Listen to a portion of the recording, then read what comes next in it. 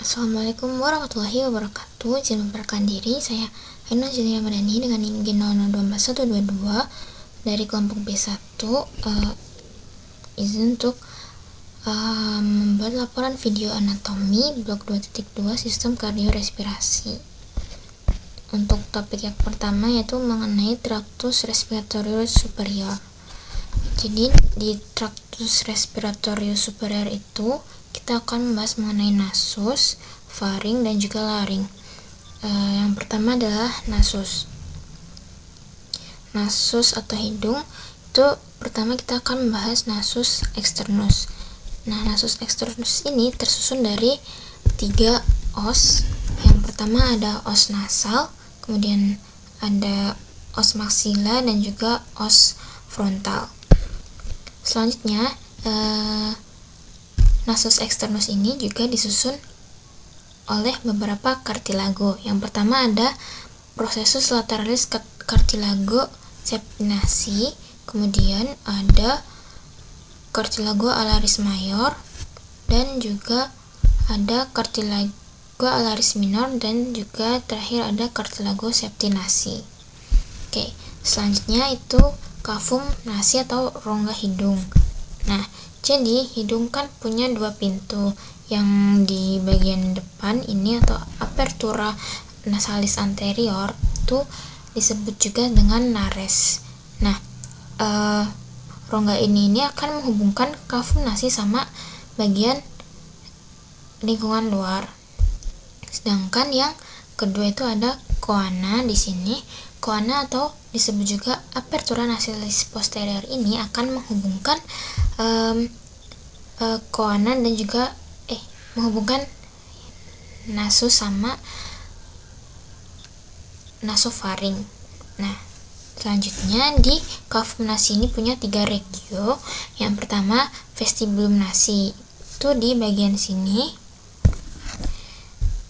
Vestibulum nasi ini akan menyaring udara yang masuk ke hidung kita.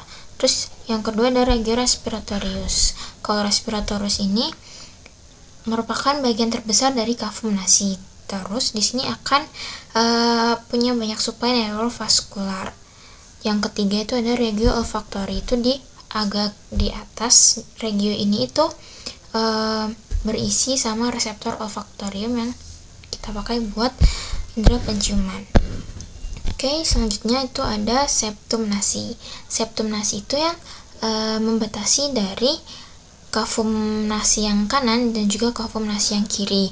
Di septum nasi itu dia punya beberapa struktur.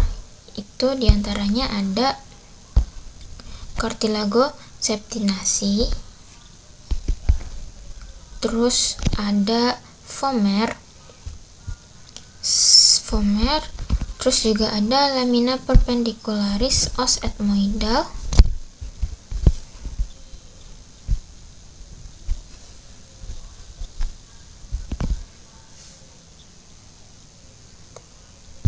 bukan yang ini. Terus habis itu juga punya spina nasalis os frontal, terus os nasal itu sendiri, terus punya crista nasalis os maxilla, dan juga ada os palatinum.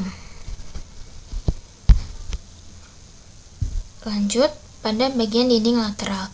Dinding lateral dari cavum nasi itu ada 3 lengkungan. Yang lengkungan bertingkat kita namakan dengan concha. Concha ini ada 3. Yang pertama concha nasalis superior, terus ada concha nasalis media, dan juga ada concha nasalis inferior. Concha ini akan membagi cavum nasi jadi 4 saluran udara. Yang pertama, yang paling atas itu ada recessus sphenoethmoidal. Terus di sini, terus dia punya meatus nasi superior, meatus nasi medius, dan juga meatus nasi inferior. Selanjutnya kita masuk ke sinus paranasales.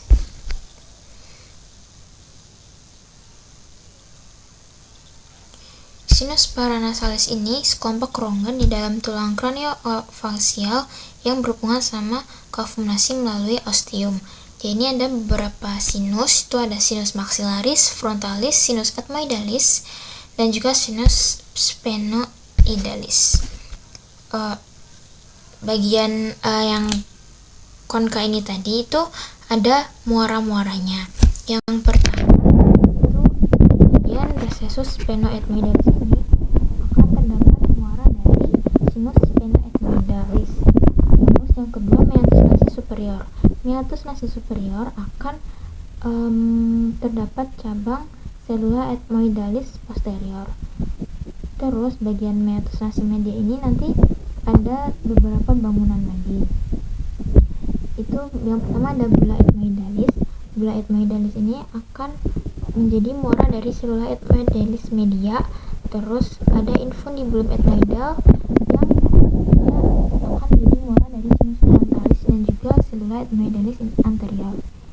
Selanjutnya juga ada processus uchinatus yang dia akan menjadi batas bawah dari hiatus semilunaris. Sedangkan meatus nasi inferior sendiri menjadi muara dari ductus nasolacrimal. Ductus nasolacrimal ini yang akan mengalirkan air mata dari saccus conjunctival oculi.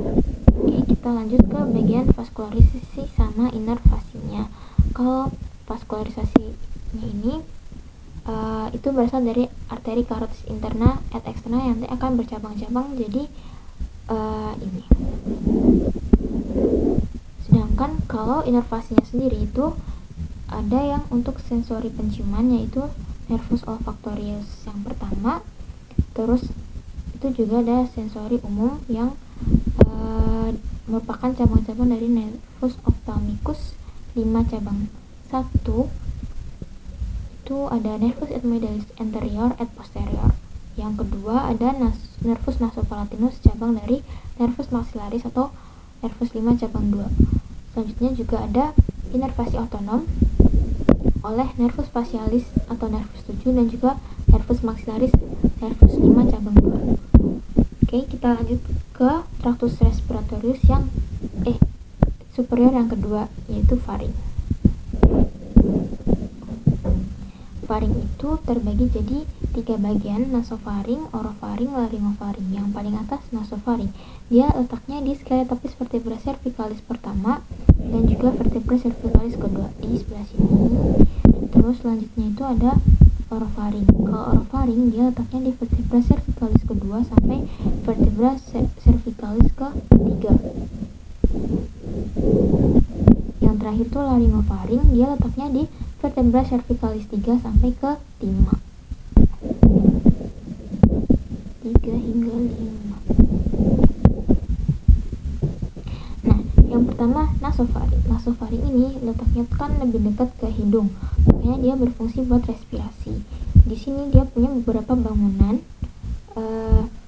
Yang pertama itu ada koana, yang tadi itu apertura nasalis posterior. Terus ada octe atau kepanjangannya ostium pharyngeum tuba auditif eustachi. Terus selanjutnya ada tonsilla pharyngea atau adenoid. Terus juga ada ini di bagian sini. Ini tonsilla pharyngealis. Terus juga ada torus tubarius. Selanjutnya juga ada torus levatorius. Sama ada processus pharyngeus yang juga disebut sama tonsilla tubaria. Yang selanjutnya itu ada orofaring.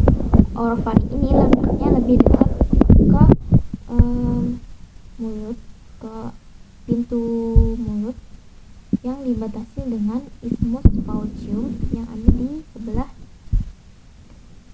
sini. Nah, terus di bagian orofaring ini juga ada arcus palatoglossus. Arcus palatoglossus ini terbentuk karena adanya desakan dari musculus palatoglossus. Yang selanjutnya juga ada arcus palatopharyngeus terbentuk karena desakan dari musculus palatopharyngeus. Selanjutnya juga ada fossa taxillaris dan juga ada vallecula epiglottica. Nah, bagian vallecula epiglottica ini dia itu akan di sini menjadi tempat tertampungnya benda tumpul yang tertelan oleh kita. Terus selanjutnya ada laringofaring. Laringofaring ini dia itu ada dua bangunan penting. Yang pertama ada fossa piriformis dan juga ada adytus laringis. Kalau fossa piriformis ini berfungsi untuk menampung benda tajam yang tertelan. Sedangkan kalau adytus laringis ini nanti jadi di sini adytus laringis menjadi pintu masuk ke laring. Kita lanjut ke inervasi dan vaskularisasi dari faring. Faring ini pada bagian atasnya ini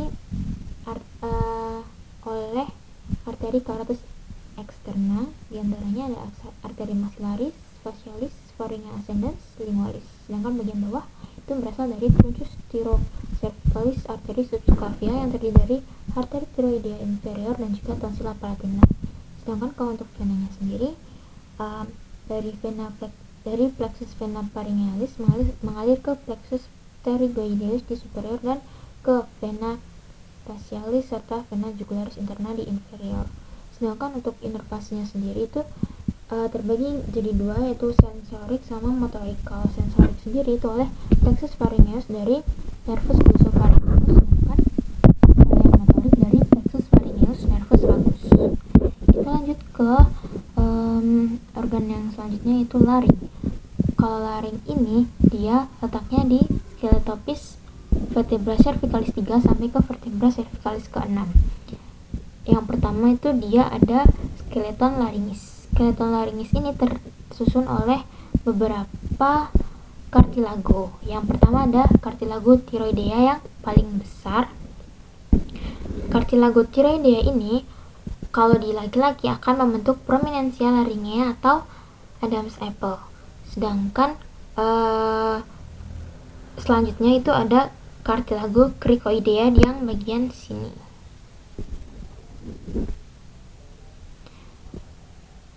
Lalu juga ada cartilago epiglottis, ada juga cartilago arytenoidea, terus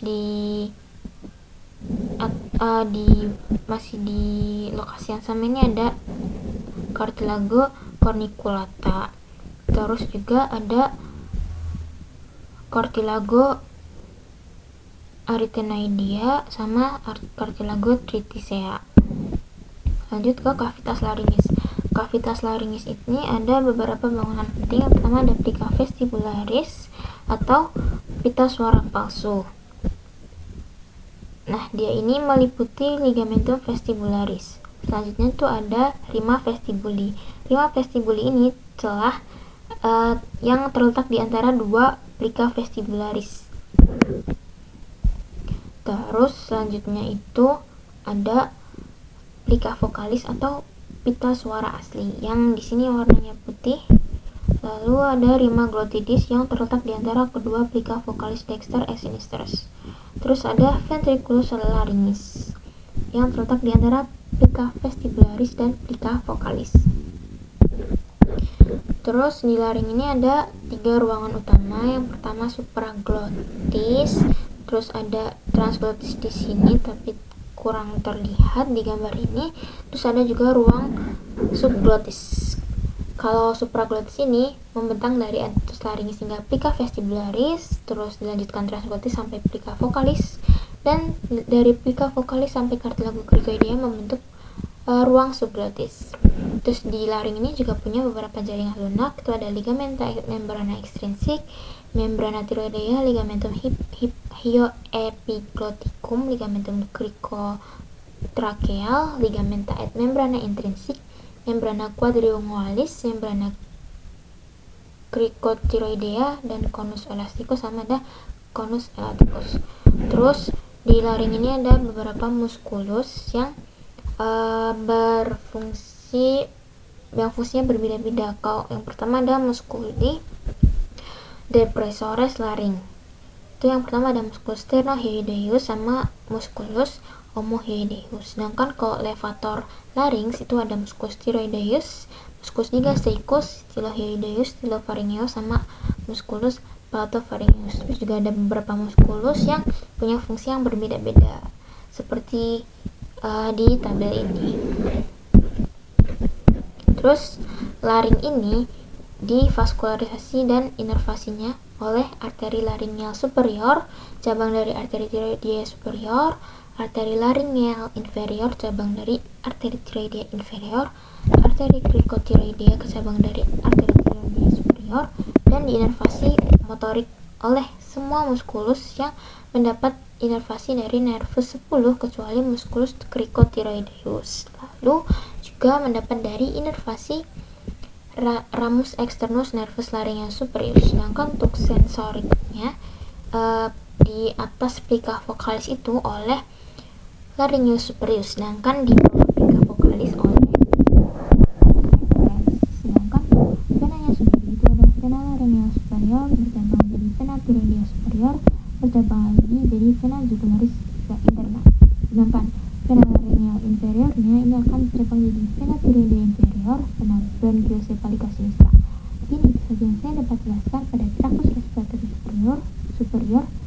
Terima kasih. Wassalamualaikum warahmatullahi wabarakatuh.